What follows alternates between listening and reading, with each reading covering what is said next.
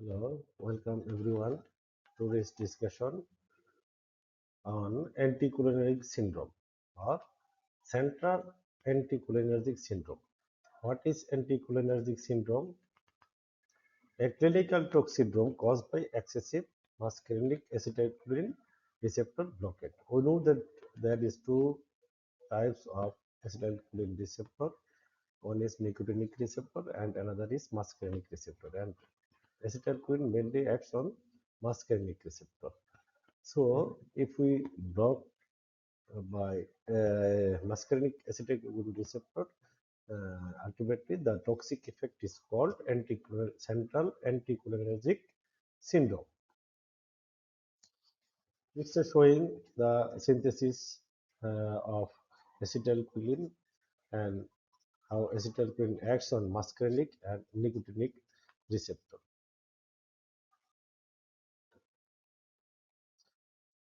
Pathophysiology of anticholinergic syndrome.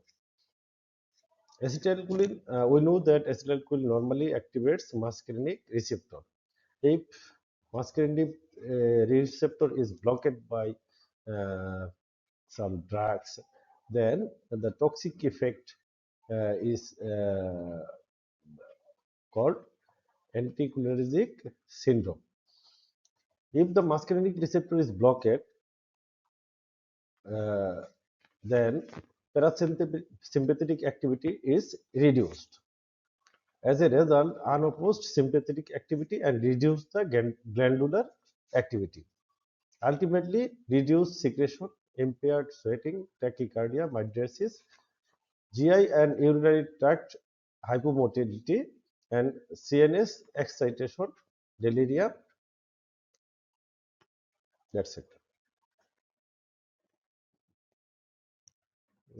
This picture shows the clinical feature which we will found in central anticholinergic syndrome. Common cause and drugs. Drug overdose, polypharmacy, and adverse drug effect is the main cause of uh, anticholinergic syndrome. Which drugs are responsible for central anticholinergic syndrome? Some anticholinergic drugs and many other drugs may cause central anticholinergic syndrome. Anticholinergic, what are the anticholinergic drugs which causes the anticholinergic syndrome, such as atropine, glycopyrrolate, scopolamine. Other drugs which cause anticholinergic syndrome, tricyclic antidepressant, first generation antihistamine, some antipsychotic drugs, and some antispasmodic and antiemetic drugs also. What are the clinical features? Clinical features are hot, dry, red, blind, matte, full.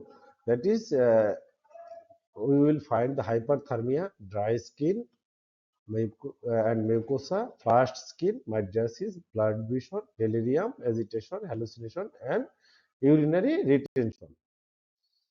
What are the CNS manifestation of anticholinergic syndrome? Early CNS manifestation is restless, anxiety, agitation, confusion. If the toxic effect is persist, we will find disoriented, patient is disoriented, visual hallucination, severe delirium, seizure, and coma. Primary diagnosis is primarily a clinical diagnosis. Patient is diagnosed, may be diagnosed by history and clinical examination. We can take the history from the patient is medication history, recent overdose, polypharmacy, recreational or substance exposure, recent anesthetic medication. And if we examine the patient, we will must have to find the vital signs, condition of the people, skin moisture, mental status, bowel sound, and bladder distension. Management is the airway, breathing, and circulation. Assess the airway and protect airway if consciousness is severely impaired. And then see the saturation of the patient and give the ventilatory support if required. IV access, monitor blood pressure, heart rate, and saturation of the patient, and continuous ECG monitoring is mandatory. Specific and supportive treatment. Supportive treatment is the mainstay. The supportive treatment is the main, and if indicated in severe condition, then we can use the physostigmine, which is the specific treatment. But supportive treatment is the mainstay.